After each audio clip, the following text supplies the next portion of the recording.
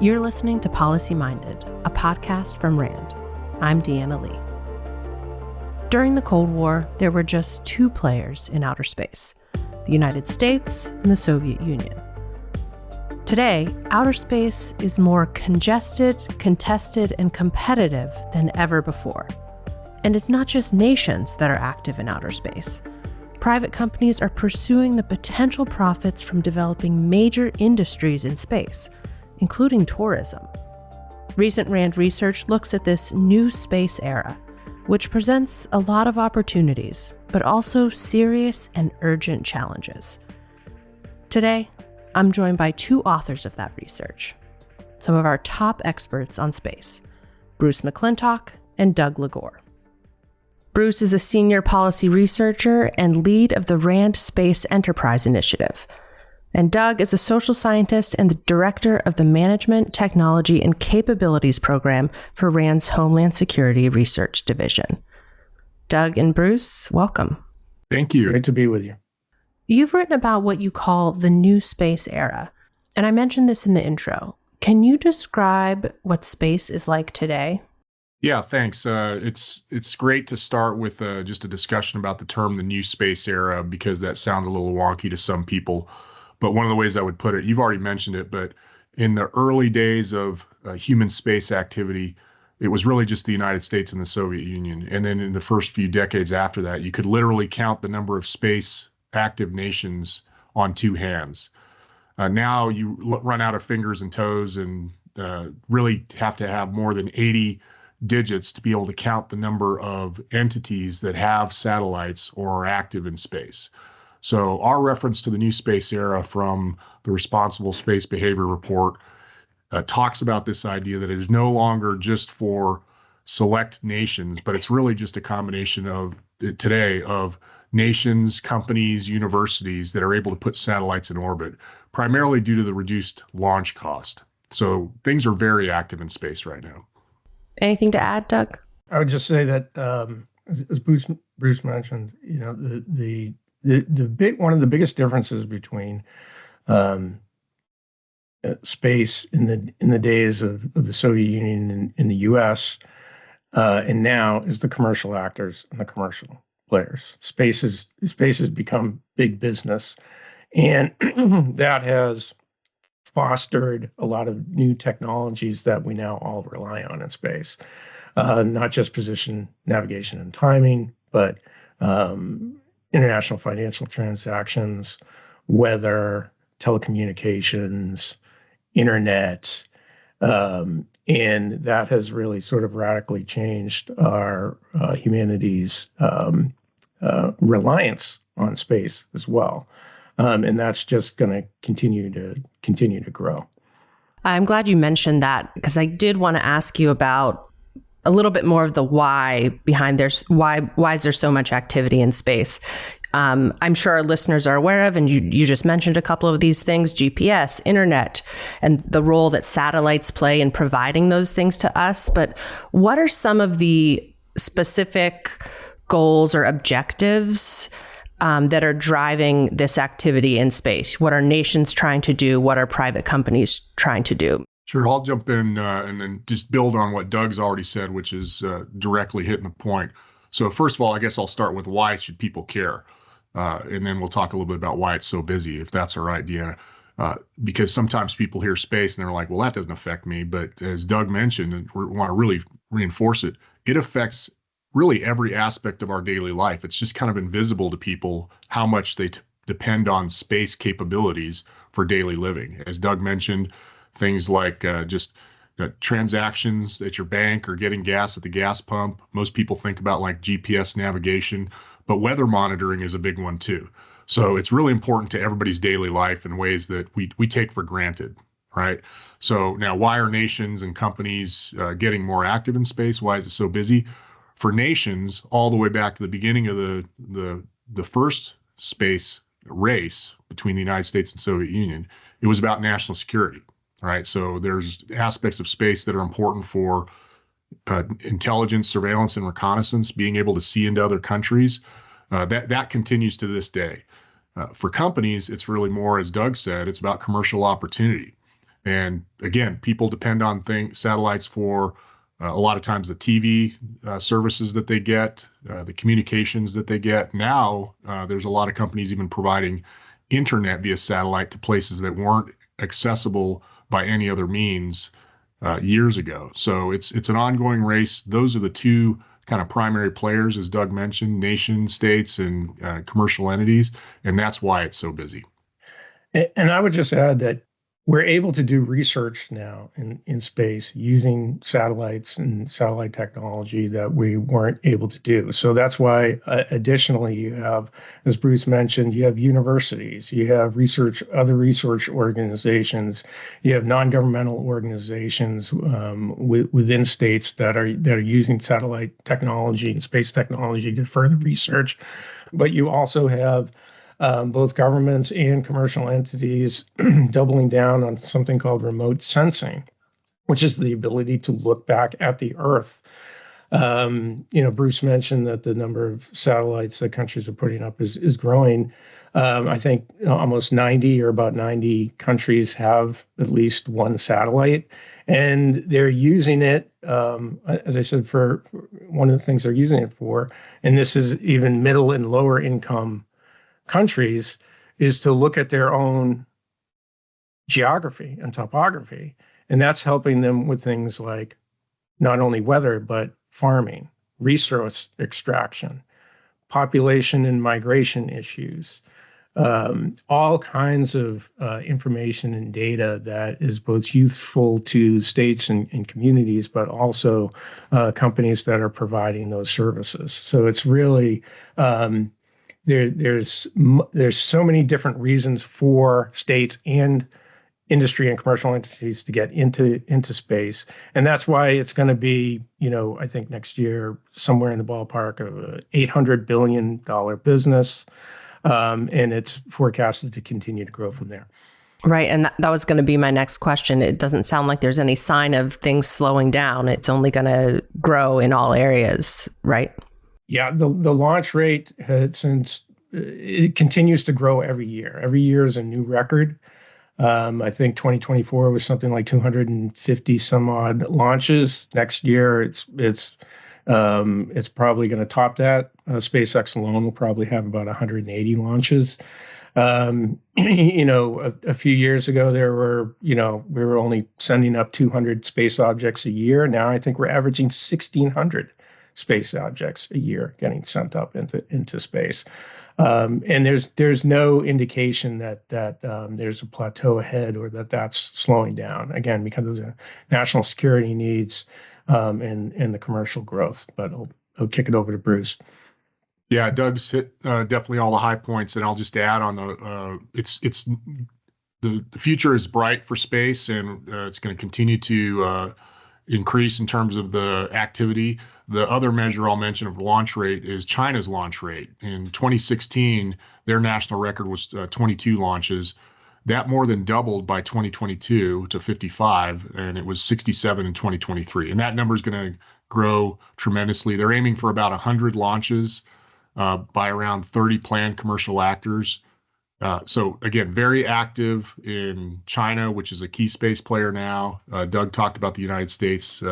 European Union is active. So yes, it's a very active area, and it's going to continue to grow. Right. And let's talk numbers a little bit more. All of that activity that is happening and growing obviously is creating more stuff in space. So can you tell us how many satellites, pieces of debris, and other objects are actually in space right now, and how big they are?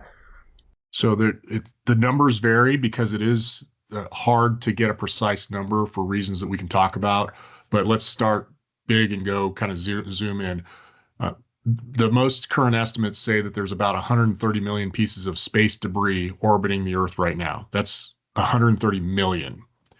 And there's only this is the striking part to me at least, only about 35,000 of them are large enough to be tracked. So some of them are so small that they can't be tracked. Most of them are so small that they can't be tracked. And they're actually incredibly dangerous to the satellites that are still active, right? So they've got these untrackable pieces of debris that are flying around at thousands of miles an hour that can crash into active satellites that we can't even keep track of. So that gives you a sense. There's really only about 2,000 active satellites in Earth's orbit right now, and slightly more than that inactive or dead satellites.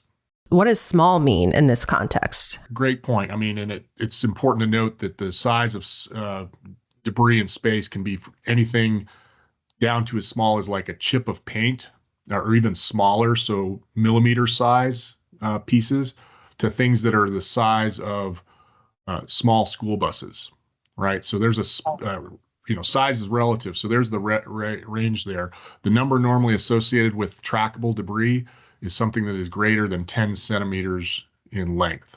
Yeah, and as Bruce mentioned, how you measure these things varies, and the data that different countries and organizations get varies a little bit. The European Space Agency is tracking about 40,000 pieces that are approximately 10 centimeters. But since we've been launching satellites, we put up almost 20,000. The number of these that are still in space, according to the European Space Agency, is roughly around 13,000. And then of that, only about 10,000 are functional. Now, Bruce mentioned there's 2,000 what we would consider like conventional, like, satellites that people think about when they think about a satellite. But there's about 7,000 to 8,000 what they call small satellites that make up what they call mega constellations now. So these are much smaller satellites, but they're all in the same orbit and travel together. And this is what's really pushed up the number of satellites into space. But as Bruce mentioned, it's the debris is really one of the primary concerns here, because it is not controllable. Old dead satellites are not controllable because they don't have a propulsion system anymore. And so those operators who have active satellites now are in the business of avoiding that junk, which is hard to do if you can't measure it, you can't see it. And if you don't have the right type of propulsion, you can't avoid it. Yeah, now let me offer one more point on this very quickly, because I prefer to give kind of analogies rather, 10 centimeters. Some people are like, well, what does that mean? How big is that, right? So that's roughly the size of a grapefruit. So imagine a grapefruit flying around in space at 17,000 miles an hour. Or, if you want to use an Earth analogy, if that hit your car windshield at 17,000 miles an hour, you're dead, your car's destroyed, right? We can track something the size of a grapefruit for the most part. If something's the size of an orange, they can't necessarily track it. So you can't avoid it. And as Doug said, those objects that are debris, they cannot maneuver. So it's up to the active satellites to be the ones maneuvering. And satellites are extremely fragile. So a small bolt, a nut traveling at 17,000 miles per hour, the physics of this, if it impacts a functional satellite, means it could destroy the satellite or make it non-functional, turning it yet into another piece of junk, which it can lead to a cascade effect that they call the Kessler syndrome, which is something else we can talk about as well. Yeah, so the Kessler syndrome is a hypothetical, although arguably starting to happen at a slow rate, situation where you get a chain reaction of collisions between space debris that ends up creating more debris. So one thing runs into another thing, which creates usually thousands of pieces of debris. Now that increased amount of debris creates more collisions later. It's important to mention it was named after a NASA scientist, Donald Kessler. He proposed the idea in 1978. The movie Gravity is one that gives what I would call the very, very overly hyped, dramatic example of the Kessler syndrome. So it's highly unlikely that it would happen as fast as depicted in that movie, but the point is the same, meaning that an orbital area became unusable because of collisions that caused more collisions that caused more collisions. So it's the cascade effect in orbit. We talk about orbital shells becoming unusable, and I think that's a more appropriate way to kind of refer to it. It's not about all of space becoming unusable, more than likely. It's about some segments or shells of space becoming unusable because of the collisions and the debris. And what Dr. Kessler wanted to emphasize is that the cascade will not be controllable. These things will be crashing into each other, and we will have no say about it. And the exponential rise in collisions can just get worse and worse and worse again until we lose those orbital shells, and we'll be powerless at that point to do anything about it. Are satellites the biggest cause of debris, things breaking off of them, or are there other culprits? It's really more the launch platforms than the satellites that drive the debris, and then the collisions of satellites with other debris that creates more debris. Like Doug talked about the cascade effect, but the launch platforms are the original sources of debris, and in many cases those are the pieces that are size of a small school bus, because and it's still happening. When rockets are launched, they usually use multiple stages, and those later stages are just left in orbit to either decay and return to the Earth, ideally burn up, or there's several that are tracked that are quite large, and we know they're out there. And then when you have a collision with whatever the object is, that creates more debris. And defunct satellites and rocket bodies and other launch materials, they can explode. They can have fuel and batteries on board that cause them to explode and create more debris. Most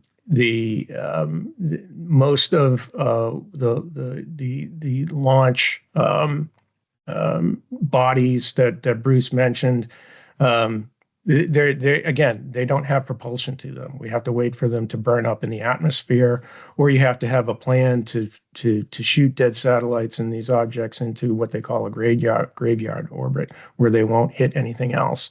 But that's not happening at the rate that we need it to happen. A good example is a 2009 collision between a Iridium telecommunications satellite and a defunct Russian satellite that created almost 3,000 pieces of debris, between 2,000 and 3,000 pieces of debris. Most of the debris is still up there because it can take up to centuries for debris to decay into the atmosphere.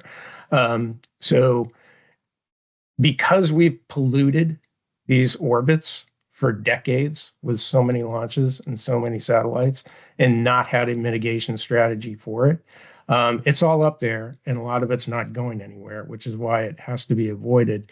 But it's just making things more and more congested and dangerous. And we're gonna get into some of those dangers and the why this is a problem in a minute. But first, I'm going to ask a question that might sound a little silly, but I think when a lot of us think of space, we think about it as being infinite, but crowding is a problem. The congested nature of space is a problem that we've been talking about. So how much space is in space? There's a limited area in which things are in orbit, correct? It's a great question, right? So, the to infinity and beyond kind of line is one that a lot of people spend time when they think about space. Oh, it's vast. It is vast.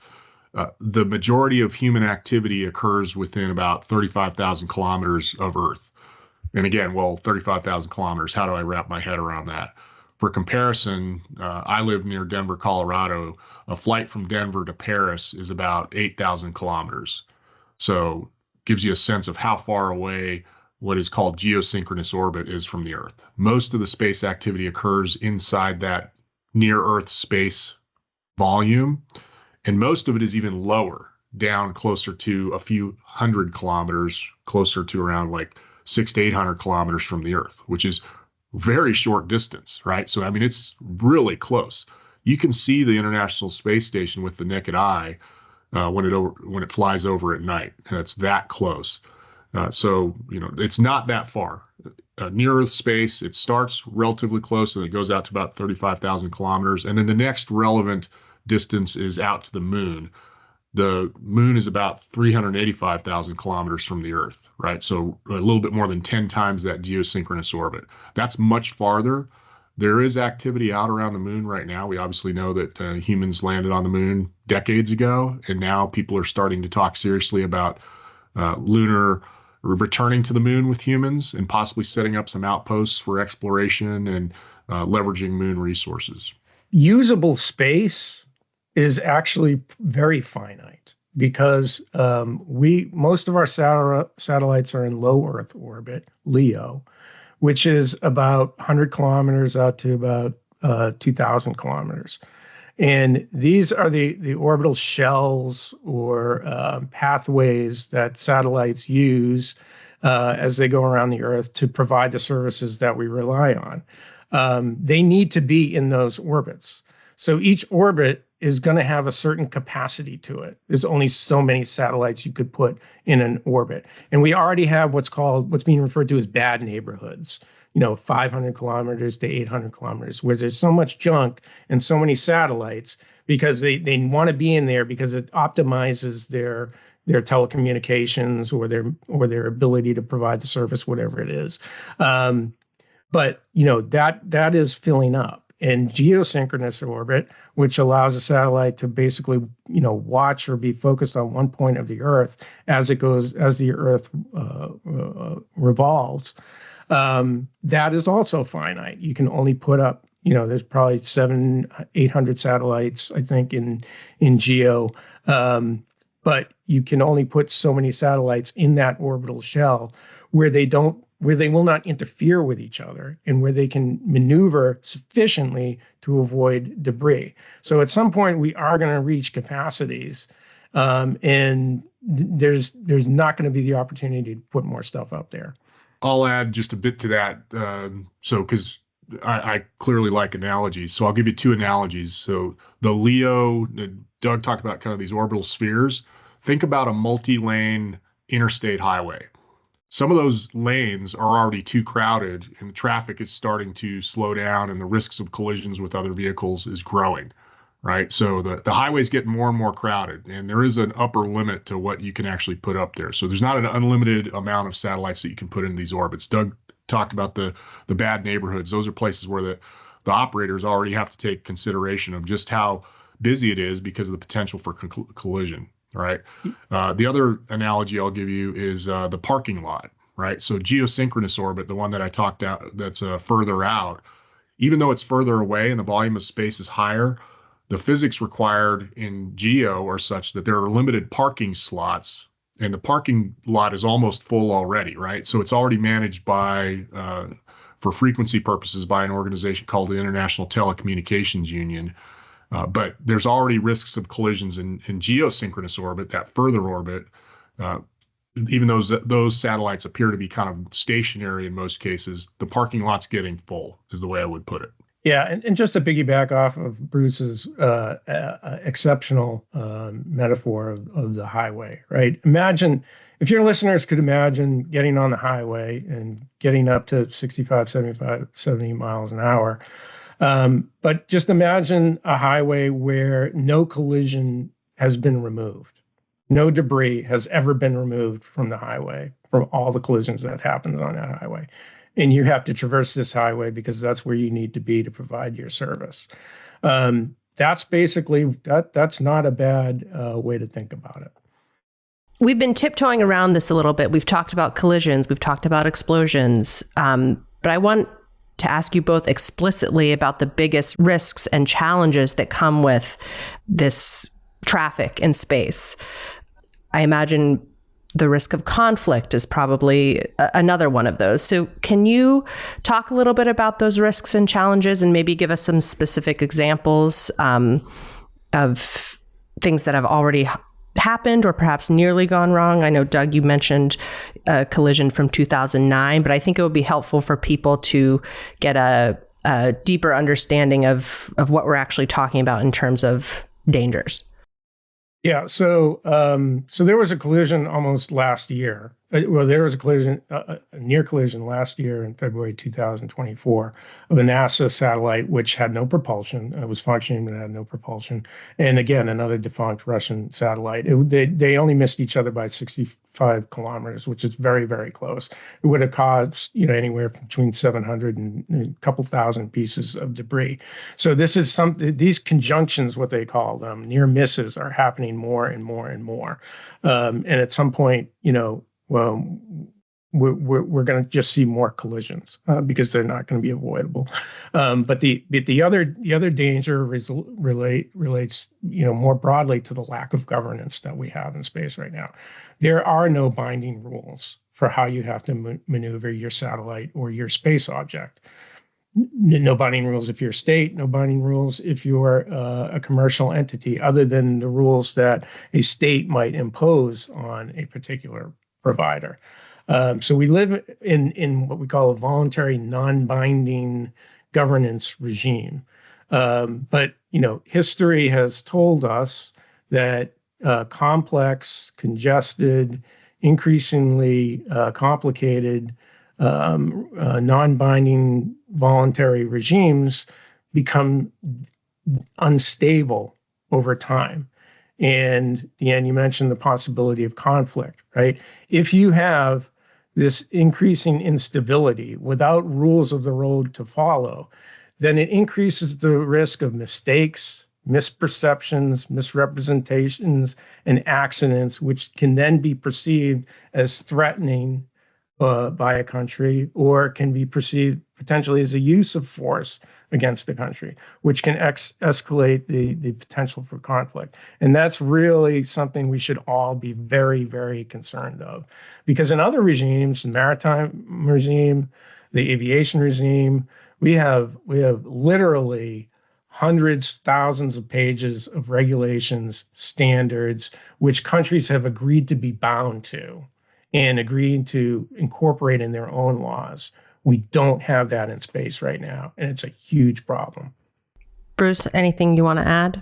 Yeah, I'll just point back to Doug, of course, nailed it. That's why it's so great to work with him. But, the original Outer Space Treaty, which RAND Corporation has I say RAND's fingerprints are on the Outer Space Treaty, right? Because we advised the U.S. government back when that treaty was established to essentially create the freedom of operations in space. And there were national security reasons why the U.S. did that, because we wanted to candidly be able to overfly the Soviet Union and detect the placement of nuclear missile launch sites, right? So it was for national security reasons. Of course, it went through an international governing body, but the concept of freedom of flight in space is what really has set the groundwork for this environment that we're in now. And back to kind of the metaphors or analogies. It's like, okay, we're talking about this superhighway before. It's, there's debris out there now. In the early days, there was just a few players, right? So it didn't matter. The road was wide open. You could drive, do whatever you want. You didn't tell other people. Now it's getting crowded and busy. And like Doug said, put it more simply, there's no law requiring you to turn on your turn signal to say that you're going to change lanes, right? And there's no way to decide. There's no traffic cop that says, well, you know what, you're the one that was responsible for this latest accident, and then you're going to have to pay. And all those those lack of kind of these guidelines and even technical standards in many cases is was what we identified in our first International Space Traffic Management Report. All this led to this tipping point where we concluded that there's a need for some kind of an international space traffic management system. And that's the direction we're trying to move. The reality is that there are still nation states that say, no, it's pretty much free for all out there. We can do what we want, and we're not going to sign up to anything because we're used to operating for decades in the environment that we grew up in. Yeah, and I would just add to that in other domains like the maritime domain and in the air domain. Like the maritime domain, UNCLOS, the law of the seas, we're talking about 320 articles. We're talking about a huge degree set of rules, 9 annexes, 3 conventions for the air domain, ICAO, which is the convention that outlines the rules for the air domain. There's 96 articles, 19 annexes. The Outer Space Treaty is 2,500 words. The Magna Carta is longer, right? And the Outer Space Treaty is written with ambiguous principle-based language. So again, we have operators who, their stuff is coming, at each other, and they're literally emailing each other or getting each other on the phone saying, "You got to move, or am I going to move? No, you move. No, I don't want to move. It's going to cost me too much money to move. You move." Playing these, games of chicken to figure out how not to collide with each other, and that's when they can both move. Remember that a lot of stuff is not maneuverable up there. So that's where we're at.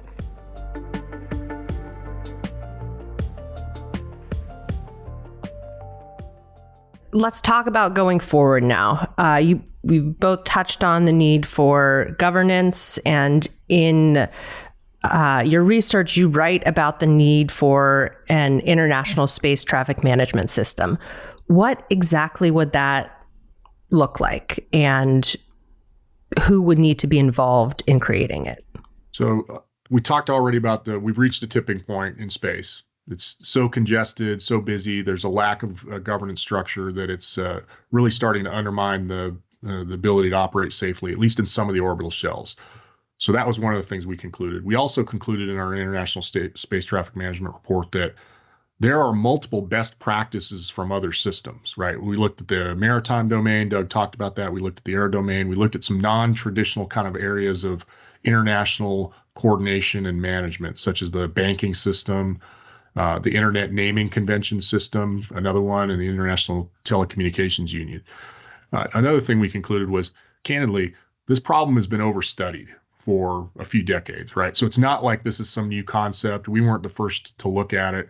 There are multiple reports out there that talk about, well, what are options for how to organize this?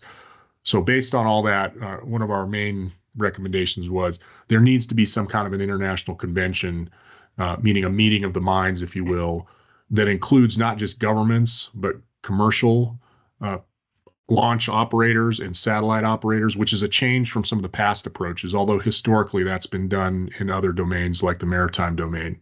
And they need to get together and talk. We said within the next 5 years, in order to establish some kind of an international space traffic management organization within 10 years.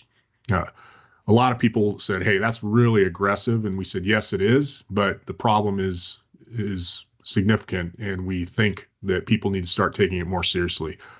We were careful not to pick a winner, so to speak. We didn't pick a specific system. We didn't say like, well, this should be an organization led by this international body, or this it should follow this model. I'm not even using the names of the most commonly referenced models because I don't want people to latch onto that. I mean, we all have our favorites when we think there's the right one to work. Our point was get the experts together and have them talk about it and start designing a system for the modern era. And that followed off of some of what we learned from best practices from those other domains. Part of that getting the experts together thing, we also noted that there's not enough experts, right? There's not enough people that understand these problems or work on them on a regular basis to be considered subject matter experts. There is a growing body of people that talk about space traffic management, and they have the technical expertise to develop standards. So there is some work happening in a bottom-up approach, but the world needs to grow that community. So let me stop there and hand it to Doug for other things we said. When we say this is a governance problem, what I would say to the listeners is this goes back to what we call basic social contract theory, and space is an international commons. It is a free use commons. Just like back in the Middle Ages, you had a patch of land that was a commons for farmers to use. Now, whenever you have a commons, you have what's called the potential for a moral hazard, which is an overuse or degradation of the commons at other people's expense, because you don't have rules to prevent that. And then you have the tragedy of the commons, which means the commons becomes unusable. And that's basically what we have in space now. Now, we've had this problem before in other commons. The high seas are commons. Right? We got serious about fixing how we transport hazardous materials over the high seas like oil after the 1967 Torrey Canyon spill off the coast of England that impacted tens of thousands of people and severely impacted the environment. People couldn't fish. People couldn't put food on the table. And so the international community said, we're all doing this. We're all shipping oil. We need to get together and come up with some rules. And that's how you come out in social contract theory. That's how you come out of a state of nature where you don't have rules and you come into a governance regime where you have reciprocal rules that everybody respects, right? And you only get there by including the entire international community. Right? Not just the space players, but the non-space players, because the people who haven't used the commons yet have a right to the commons. And if you destroy it before they get to use the commons, then shame on you, whatever country you are, right? So international maritime organizations, ICAO, ITU, we've done this before in these other regimes. And for some reason, we think we can get away with not doing it in space. As Bruce said, we've not imposed an international regulatory regime or organization on space for 40 years because for some reason we think we can get away from it. And what we've learned in history is a catastrophe or a necessity will drive you towards governance and out of the state of nature. The question for all of us is, do we want to do it after a catastrophe or do we want to do it before a catastrophe? And we can do it before a catastrophe because we know what works. You have a legitimate organization, you have expertise, you have funding, and you have enforcement mechanisms that allow that organization to be authoritative and legitimate. And everybody comes to this table and gives up a little authority in order to get the safety, security, and sustainability that the organization provides. I'll just tie it back to some of our earlier kind of descriptive approaches. There are no rules on the superhighway right now. There is no traffic authority to regulate the traffic, and there's no toll. So anybody can use it. If they can get there, they can drive on the highway and do whatever they want, basically. And so we need to move towards some system where there's rules of the road. There's going to be some cost to the people that are using the road, and there needs to be some regulation and mechanism for enforcing those rules. So that's the way Doug's the lawyer and much more deep thinker than I am on these subjects, but that's the way I think about it, right? And people push back on that. Everybody wants to drive on a road without having to pay a toll. But we started talking about how there's a need for investigating things like orbital use fees to underwrite these kinds of organizations. And it's happened in other domains. It's just taking longer to happen in space because of the history of the Outer Space Treaty. And it is a relatively limited access domain. But that was true also of the high seas and the air domain to a great extent. So let me ask, the report that we've been referencing that you two are authors on, this International Space Traffic Management report, was published in 2023. Are we any closer today to getting a system like this in place than we were when that report released? Unfortunately, my view is no. We continue to rely on the idea that we're going to develop voluntary norms of behavior and rules from a bottom-up approach. I have no problem with the bottom-up approach. The problem is if you look at the scoreboard, it's not working, right? We don't have positive norms of behavior. A norm of behavior requires there to be some sanction against non-compliant negative behavior. Right? We do not have that right now. What we've incentivized is, hey, first movers, get to space, get your orbits, get your money, get your access now, right? The sanction is if you don't do that, you're going to lose, right? But there's no sanction to disregarding space traffic management guidelines. There just isn't any sanction. So this bottom-up approach is not working. we have really no top-down approach because we've not created this organization. We have an organization in the UN, Committee on Peaceful Uses of Outer Space, but it's a consensus-driven organization to which the Outer Space Treaty members are a part of, but they can't come to agreement on a lot of these issues. And so, we're caught in this situation where space continues to degrade and get more dangerous, again, pushing us to a catastrophic or series of catastrophic incidences that are going to drive a rules-based regime, whether we like it or not. And those rules may be suboptimal because we're doing it in a state of emergency rather than through proper planning. But over to Bruce. So this is common for Doug and I, and it's a good balance. So Doug's more the realist, and I'm more of the optimist, I guess. And so I think there has been progress. And I mean, I'll offer some evidence of that. So when our public report was published in 2023, Doug and I both went to a Space Sustainability Summit in New York City to roll it out and introduce it to the space community and start talking about this. And there was significant pushback. I won't use names, but from a senior official in the U.S. government at the time that was responsible for space situational awareness outside of the Department of Defense. They pushed back hard because they were so focused on establishing the U.S. system, transitioning space situational awareness from the Department of Defense to the Department of Commerce, right? They said, this is getting way ahead of the U.S. government. We just are trying to figure out how to run our own system, let alone some kind of an international system. And I said, you're right. Our job is to look a decade out in the future, not at the most immediate concern within the next year or two.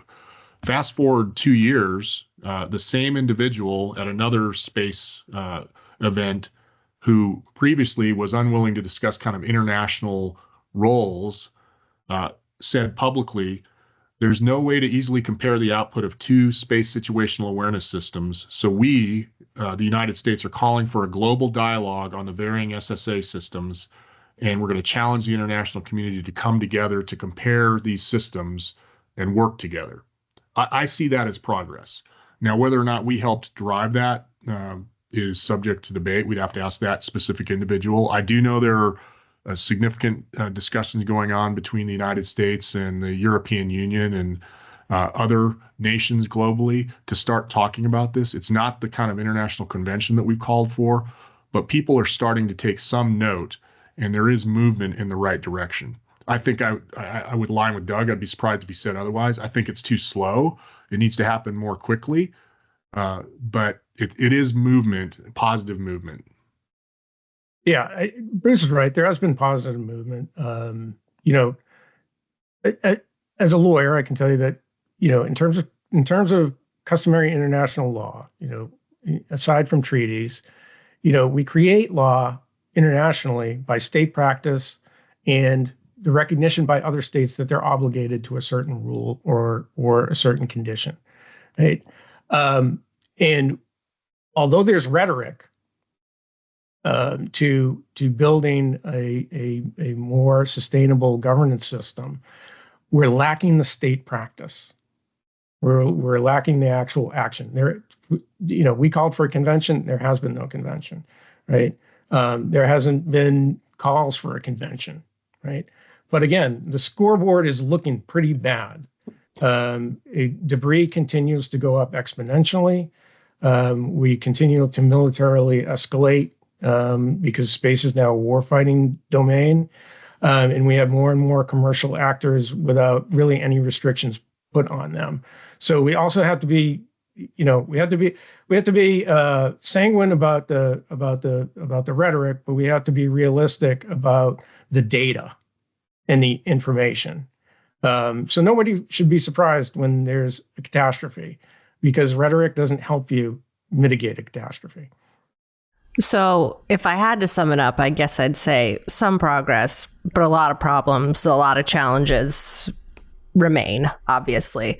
I want you both to kind of consider two different futures. What happens if we do nothing? And then on the flip side, what happens if we get it right, or at least do a good job at space traffic management? If we get it wrong, there's going to be what I mean, some scientists will already tell you we're in a Kessler type syndrome where we have these cascade effects of increasing collisions in debris generation. If we get it wrong, we lose orbital shells where we can no longer put satellites into those shells or through those shells in order to get to a higher orbit. So we lose position, navigation, and timing. We lose GPS. We lose certain telecommunications. We lose the international financial transactions. We lose the ability to predict weather. And the cascade effect of catastrophes that could come off that are, almost, indescribable in terms of the pain that will be foisted on people all across the globe. There's also a national security element to this, that, if you have a more chaotic environment, there's more chances of mistake, misperception, misrepresentation, and an invitation to conflict, right? Deterrence doesn't work that well in space because of the physics, right? You can't control an orbit. Like you can a piece of terrain or a piece of, a river or part of an ocean. So this increases the chance of potential war, and it would be a war, because we have primarily Russia, China, and the U.S. It would be a war or conflict of nuclear powers, right? So you can imagine that the consequences of not getting this right are really, really severe. The consequences of fixing this problem and developing some rules of the road and some governance is almost 180 degrees in the opposite direction. Space is an opportunity for incredible prosperity and growth for every single nation on the face of the planet, right? Everything from resource extraction to increased telecommunications, to better weather forecasting, to, I mentioned it earlier, remote sensing, telling people about the environment that is around them, so that they can better manage their environment, right? Which creates stability in every community, from a small a small town or hamlet all the way up to nation states, right? So if we get it right, it's unbounded in terms of the potential success, stability, and prosperity here. If we get it wrong, it's equally cataclysmic. Yeah, Doug has nailed it. I'll just give kind of a shorter visual perception and kind of, if you think about like 50 or 75 years in the future, where could we be? If we do nothing, think of the movie WALL-E and the scene where the rocket's launching from Earth up through near Earth space, and it is just nothing but this just like junkyard of debris flying around, and the rocket has to like pass through that to get to the distant spaceship, right? So, you can probably find that, if you're a listener, you can probably find that reference online. So the movie WALL-E and the launching from Earth, right? So it can get that bad, right? I mean, they're already talking now about how they have to consider launch windows to account for on-orbit debris at a very isolated case. But 50, 75 years from now, if we don't do anything, it'll be that bad. Conversely, if we get it right, it's all the things that Doug talked about. But imagine, if you will, 50 or 75 years from now, not everybody could, but some people, in the same way that they might be able to save up money and afford to go on a vacation to Europe or Asia or something like that, some people might be able to save money 50 or 75 years from now and go on a vacation to a low Earth orbiting hotel. These are things that are being discussed now, but we have to preserve the environment for that. And then also, as Doug talked about, 50 or 75 years from now, it is not unthinkable that if we do this right, there will be outposts, human outposts on the moon, not just doing scientific exploration, but as Doug talked about, doing some resource extraction in ways that gathers materials for the benefit of humanity. And there are already things that are happening on orbit in terms of improved medicines and things that we can't do on Earth because of gravity. So there's a bright future out there, but we have to sustain the environment now, and the space traffic management system and these technical standards are the steps that we need to take now to ensure that bright future that I talked about and that Doug described is possible. I'm glad you brought up gravity, because it's been holding me back for years, really. It's time to just rid ourselves of the burden.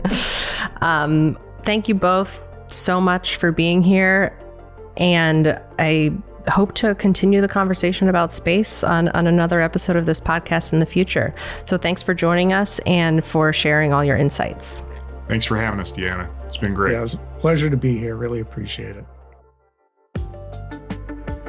You can learn more about the research we discussed on this episode at rand.org/policyminded. Thanks again to our guests, Bruce McClintock and Doug Ligor. This episode was produced by me, Deanna Lee. I recorded it along with Evan Banks, who also edited the episode. RAND's Director of Digital Outreach is Pete Wilmoth. We'll see you next time on Policy Minded. RAND is a nonprofit institution that helps improve policy and decision-making through research and analysis.